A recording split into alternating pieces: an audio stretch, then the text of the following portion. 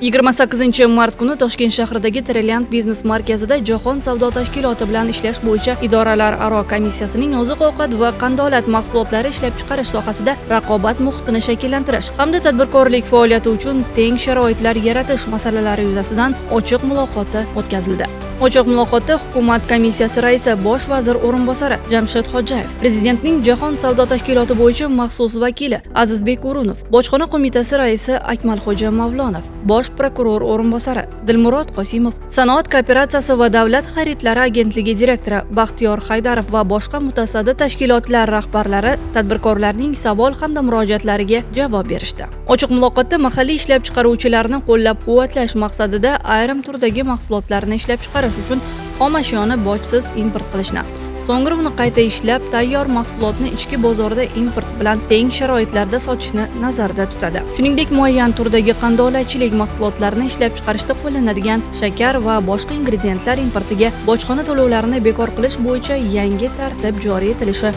ma'lum qilindi.